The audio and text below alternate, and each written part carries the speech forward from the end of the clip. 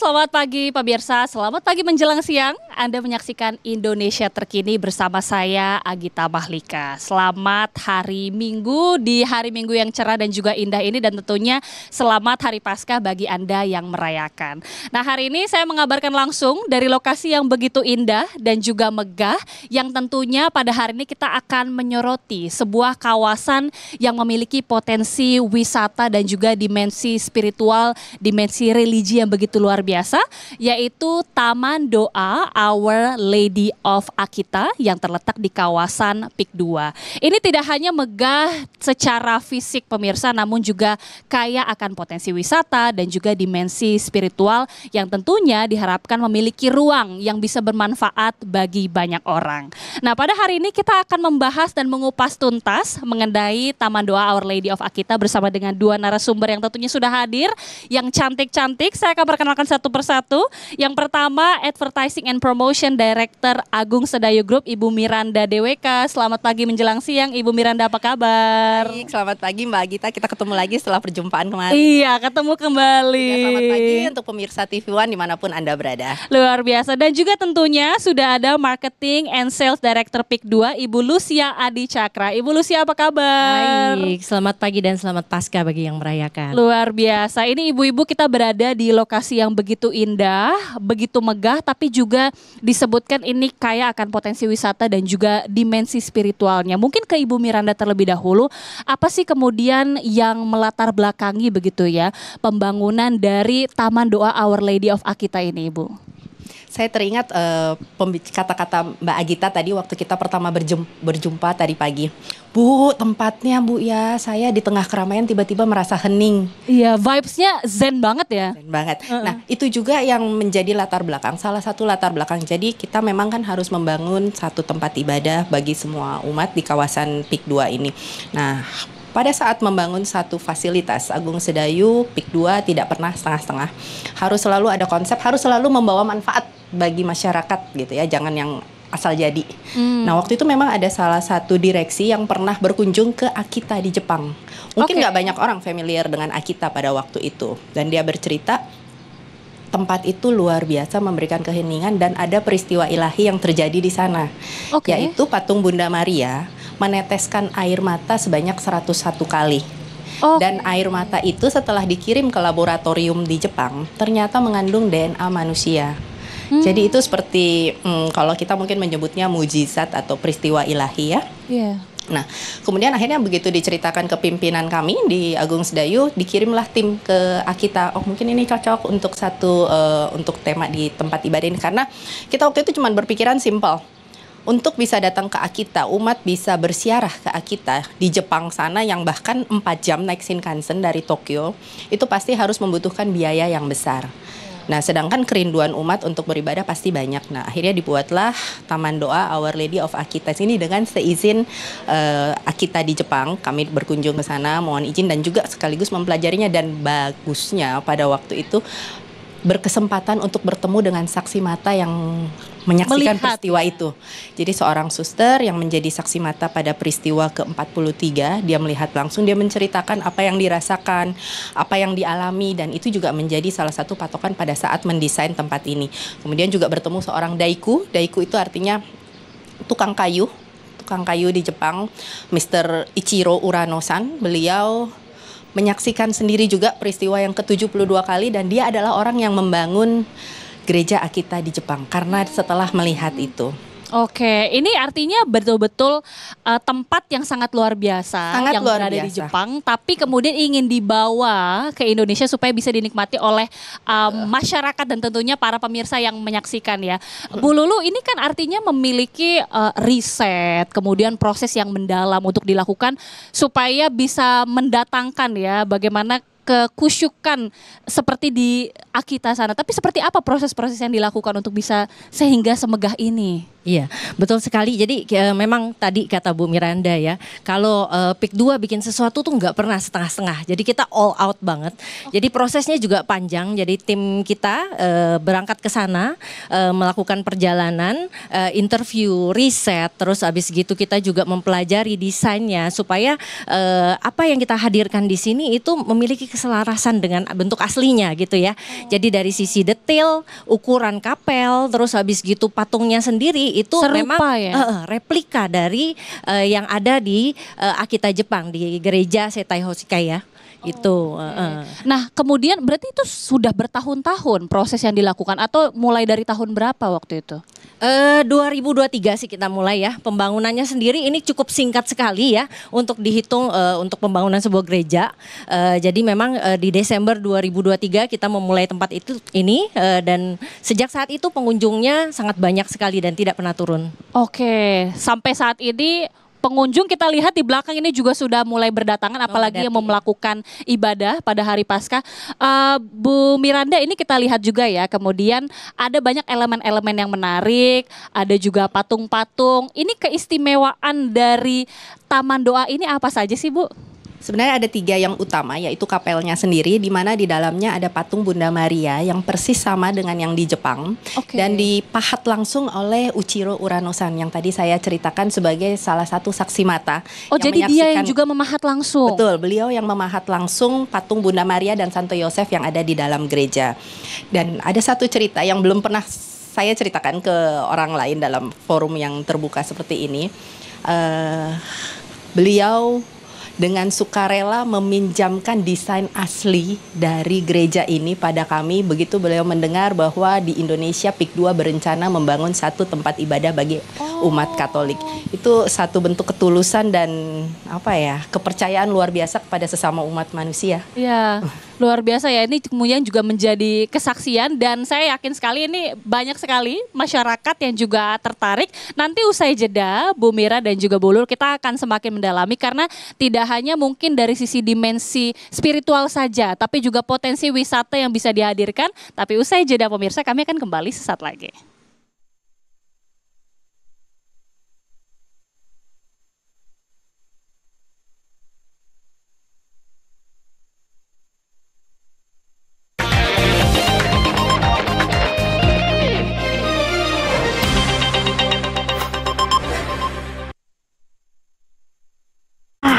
Benar-benar konsep Euro Asia ini sangat luar biasa ya Mir ya. Dan aku lihat nih ya, di sini ada kanopinya nih ya Mir ya. Betul, jadi tidak kepanasan, tidak kehujanan.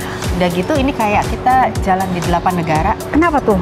Namanya aja udah Euro Asia. Jadi di sini ada yang konsep China, Jepang, Korea, Jerman. Karena captive marketnya di sini benar-benar besar. Pada saat kawasan ini seluruhnya terbangun, dari sekitar sini tuh ada sekitar 25.000 penghuni. Selalu kapanpun Agung Sedayu itu selalu menawarkan fleksibilitas cara bayar. Itu dimungkinkan untuk mencicil DP-nya.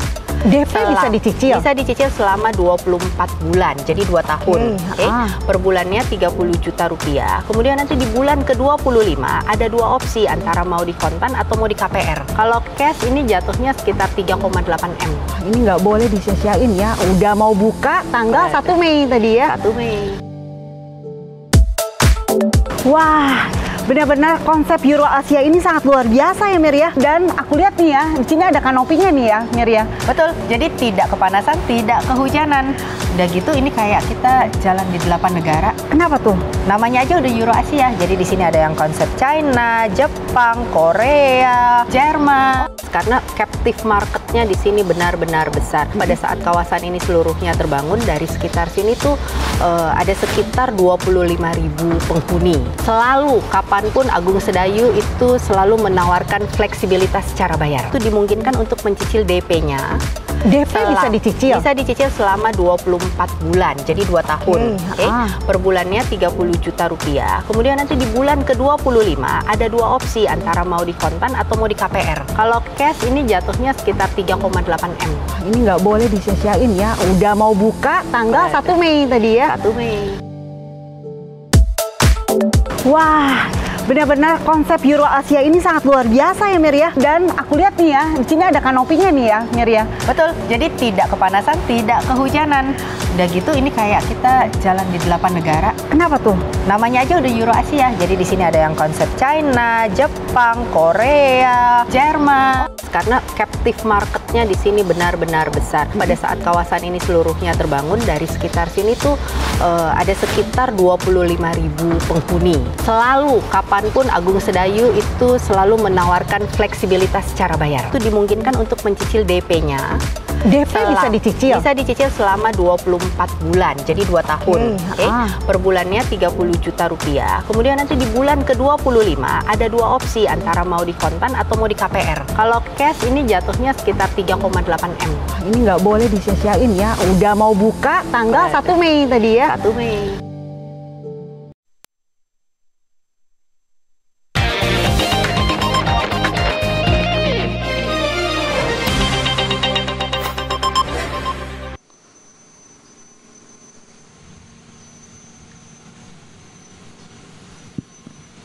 Anda kembali bersama kami di Indonesia Terkini, pemirsa. Tadi kita sudah membahas secara mendetail ya Bu Mira dan juga Bu Lulu bagaimana sih dari sisi latar belakang, persiapan juga sudah dilakukan. Ini kan daya tarik sebenarnya jangan-jangan tidak hanya menarik bagi wisatawan untuk yang berwisata religi, tapi juga mungkin masyarakat-masyarakat yang memang mau berwisata. Bagaimana potensi untuk mengembangkan lebih jauh ini, Bu Lulu? Iya betul sekali ya. Jadi yang datang ke sini bukan hanya memang yang Kristiani aja, bukan hanya yang dari dalam negeri juga. Kita kedatangan juga teman-teman dari luar negeri gitu ya. Kayak kemarin gitu ya dari Malaysia, dari Filipina itu banyak sekali. Selasa pun ada misa gitu ya untuk dari teman-teman dari Sarawak gitu ya. Nah memang banyak potensi yang bisa digali gitu. Bukan hanya sebagai destinasi wisata religi saja gitu. Dan itu membawa dampak juga bagi kawasan komersial sekitar gitu, termasuk kepada okupansi hotel dan apartemen di sekitar daerah ini. Oke, artinya dari sisi wisatawan ini tidak hanya masyarakat Indonesia saja, Bu Mira. Bagaimana ini kemudian mungkin bisa berkontribusi ya untuk pengembangan ekonomi khususnya di kawasan PIK 2 ini? Kontribusinya jelas seperti tadi disampaikan Bu Lulu, itu sangat nyata kita lihat di sini, dan kontribusi ini bersifat timbal balik. Dari kedatangan turis, wisatawan, baik juga umat yang beribadah di sini, itu membawa dampak ekonomi bagi kawasan komersial di sekitar sini. Tapi sebaliknya juga bagi umat itu dengan adanya kawasan komersial di sekitar sini menjadi dimudahkan jika setelah ibadah mungkin mau family time, makan siang. Biasa kan ya kalau setelah ibadah makan siang. Kan banyak ya, habis kira-kira berwisata pasti makan, jalan-jalan. Sudah tersedia juga berarti? Sudah tersedia karena memang kita selalu memikirkan one stop living. Jadi boleh lihat nih di sebelah situ ada gerbang yang langsung menyambung ke kawasan Euro Asia, dan kawasan komersial yang menempel area sini juga didesain dengan konsep Jepang. Jadi kan secara visual itu akan terlihat indah, enak ya, flow-nya enak. Oh iya, ini masih temanya tema Jepang. Setelah itu baru berganti ke tema-tema yang lain. Oke, jadi betul-betul merasakan nggak perlu jauh-jauh ke Jepang, tapi bisa dirasakan di sini begitu ya. Betul. Bu Lulu, ini kan kalau kita lihat akan ada ibadah ya. Tapi mungkin kegiatan-kegiatan apa saja sih sebenarnya yang bisa dilakukan? Atau memang ibadah ini rutin setiap minggu? Tapi bagaimana pemisahan mungkin dengan para wisatawan yang mau datang dengan yang beribadah? Oh itu yang beribadah kan memang di dalam gereja ya, di dalam kapel gitu ya. Nah untuk pengunjung-pengunjung lain banyak sekali atraksi lainnya gitu, kayak berfoto. Daerahnya kan di sini sudah dibikin Instagramable banget ya. Ada ruko-ruko Euro Asia, di sana ada 8 tipe arsitektur itu dari Eropa dan Asia gitu ya, yang sepanjang jalan digabungkan dengan tengah-tengahnya digabung dengan koridor. Jadi koridornya itu berkanopi, tidak usah takut kehujanan atau kepanasan gitu ya. Nah di sana nanti semacam pedestrian street gitu, semacam mall lah gitu, pedestrian mall. Kita bisa kuliner, bisa foto-foto, bisa jalan-jalan gitu. Jadi lengkap ya, lengkap semuanya banget. sudah ada. Artinya tidak hanya arsitektur secara Asia saja, tapi juga ada Europe-nya juga. Bagaimana penggabungan dan mungkin planningnya selama ini ya, penggabungan dari sisi desain kan itu berbeda tentunya. Ya, jadi setiap blok itu punya tema masing-masing yang unik dan tentunya juga spesial gitu ya. Jadi ada kayak contohnya Korea, Jepang, China gitu. Terus kita punya juga Jerman, Perancis gitu ya. Jadi bermacam-macam gitu. Jadi orang jalan selama dari Tokyo nih, dari hotel hotel Osaka menuju ke Akita itu dengan beragam experience gitu. Gitu. Banyak yang kemudian bisa didapatkan Bu Mira melihat potensi wisata. Ini kan juga kadang ada juga bus wisata yang datang, masyarakat yang datang. Ini apa saja yang kemudian bisa ditawarkan ya dari sisi fasilitas, kemudian juga experience yang tadi sudah dikemukakan oleh Bu Lulu tadi. Bagi bus-bus wisata, dan memang setiap minggu itu yang bus yang datang puluhan yang hanya untuk ke Akita ya. Baru yang ke Akita aja itu udah puluhan. Nah dari sekitar sini mereka juga selain ke kawasan Eurasia yang tadi sudah diceritakan ada 8 tema negara, itu bisa ke kawasan Greenbelt kalau ingin mencari sesuatu yang lebih hijau, atau ke Patung Naga Kemakmuran, Dragon Point, bisa juga ke Tokyo atau ke kota Belanda yang jaraknya nggak jauh dari sini. Oke, jadi setelah beribadah atau mungkin yang tidak beribadah yang ingin berwisata di sekitaran sini, ini juga sudah banyak. Mengenai dari sisi fasilitas, kan tentunya tadi tenan makanan sudah ada, tapi kemudian infrasarana atau sarana toilet, kemudian juga area parkir, itu apakah sudah tersedia semua di sini, Bu? Sudah tersedia semua. Kawasan ini memang infrastrukturnya tuh duluan dibangun, baru kita membangun gedung-gedungnya. Jadi jauh sebelum kita mulai membuka kawasan PIK 2 itu karena kita lagi buat jalanannya dulu, dan jalanannya juga memang tidak pernah kecil. Contohnya kayak jalan utamanya atau ring roadnya itu yang panjangnya 7 km, Jalan MH Tamrin itu punya lebar jalan sampai 50 meter ya, Bu Lulu ya. Itu 50 meter itu lebar sekali. Dan kemudian dari segi transportasi umum di dalam kawasan ini ada shuttle bus untuk berkeliling dan itu gratis. Oh gitu. Anda cukup tap flash atau tap naik, tap turun tapi tidak bayar. Oh. Jadi banyak sekali karyawan kantor yang misalnya berkantor di PIK 1, di kantor kami di Agung Sedayu Tower, tinggalnya di sini nih di Osaka. Mereka selalu naik shuttle bus tersebut. Pengunjung pun demikian, dan kita juga ada bus yang double decker juga untuk wisatawan keliling-keliling kawasan. Jadi sebenarnya keliling ke PIK 2 itu nggak butuh modal ya.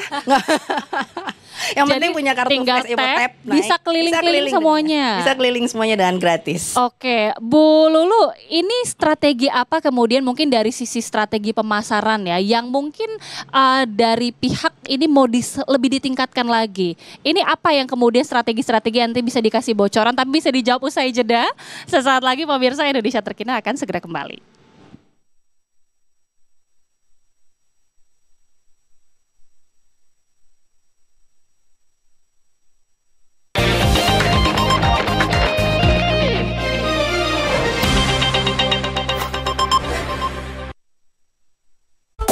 Wah, benar-benar konsep Euro Asia ini sangat luar biasa ya Mir ya. Dan aku lihat nih ya, di sini ada kanopinya nih ya Mir ya. Betul, jadi tidak kepanasan, tidak kehujanan. Udah gitu ini kayak kita jalan di 8 negara. Kenapa tuh? Namanya aja udah Euro Asia. Jadi di sini ada yang konsep China, Jepang, Korea, Jerman. Karena captive marketnya di sini benar-benar besar. Pada saat kawasan ini seluruhnya terbangun, dari sekitar sini tuh ada sekitar 25.000 penghuni. Selalu, kapanpun Agung Sedayu itu selalu menawarkan fleksibilitas cara bayar. Itu dimungkinkan untuk mencicil DP-nya. DP bisa dicicil? Bisa dicicil selama 24 bulan, jadi 2 tahun. Per bulannya 30 juta rupiah. Kemudian nanti di bulan ke-25 ada 2 opsi, antara mau di kontan atau mau di KPR. Kalau cash ini jatuhnya sekitar 3,8 M. Ini nggak boleh disia-siain ya. Udah mau buka tanggal 1 Mei tadi ya. 1 Mei. Wah, benar-benar konsep Euro Asia ini sangat luar biasa ya Mir ya. Dan aku lihat nih ya, di sini ada kanopinya nih ya Mir ya. Betul, jadi tidak kepanasan, tidak kehujanan. Udah gitu ini kayak kita jalan di 8 negara. Kenapa tuh? Namanya aja udah Euro Asia. Jadi di sini ada yang konsep China, Jepang, Korea, Jerman. Karena captive marketnya di sini benar-benar besar. Pada saat kawasan ini seluruhnya terbangun, dari sekitar sini tuh ada sekitar 25.000 penghuni. Selalu, kapanpun Agung Sedayu itu selalu menawarkan fleksibilitas cara bayar. Itu dimungkinkan untuk mencicil DP-nya DP bisa dicicil? Bisa dicicil selama 24 bulan, jadi 2 tahun. Oke. Per bulannya 30 juta rupiah. Kemudian nanti di bulan ke-25 ada 2 opsi antara mau di kontan atau mau di KPR. Kalau cash ini jatuhnya sekitar 3,8 M. Ini nggak boleh disia-siain ya. Udah mau buka tanggal 1 Mei tadi ya. 1 Mei. Wah, benar-benar konsep Euro Asia ini sangat luar biasa ya Mir ya. Dan aku lihat nih ya, di sini ada kanopinya nih ya Mir ya. Betul, jadi tidak kepanasan, tidak kehujanan. Udah gitu ini kayak kita jalan di 8 negara. Kenapa tuh? Namanya aja udah Euro Asia. Jadi di sini ada yang konsep China, Jepang, Korea, Jerman. Karena captive marketnya di sini benar-benar besar. Pada saat kawasan ini seluruhnya terbangun, dari sekitar sini tuh ada sekitar 25.000 penghuni. Selalu, kapanpun Agung Sedayu itu selalu menawarkan fleksibilitas cara bayar. Itu dimungkinkan untuk mencicil DP-nya. DP bisa dicicil? Bisa dicicil selama 24 bulan, jadi 2 tahun. Oke. Per bulannya 30 juta rupiah. Kemudian nanti di bulan ke-25 ada 2 opsi antara mau di kontan atau mau di KPR. Kalau cash ini jatuhnya sekitar 3,8 M. Ini nggak boleh disia-siain ya. Udah mau buka tanggal 1 Mei tadi ya. 1 Mei.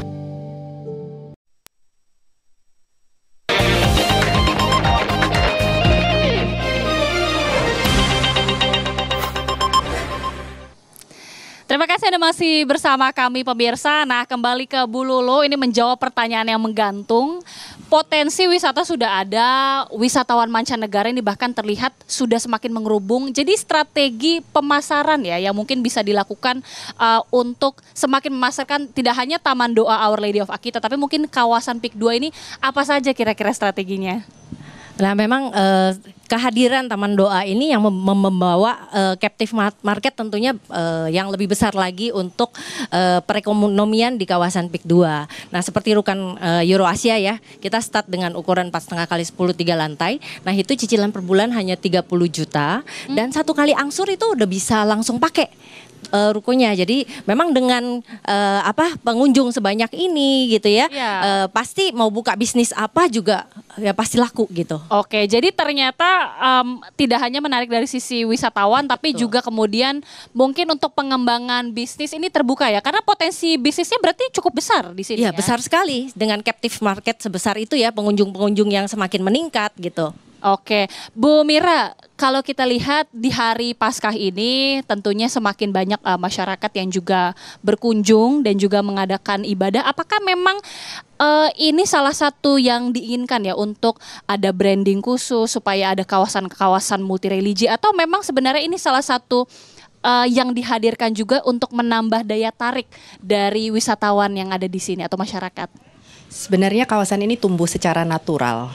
Jadi begitu ada tempat ibadah, juga memang itu adalah fasilitas yang dibutuhkan oleh warga dan juga umat di sekitar sini untuk beribadah. Kemudian memang kita juga biasa lihat ya di belahan dunia manapun di sekitar tempat ibadah itu suka ada area komersial, karena memang di mana ada pusat keramaian biasanya tempat komersial juga akan tumbuh hidup. Jadi ekonominya bisa dibilang selain ekonomi kerakyatan juga ekonomi religi gitu ya.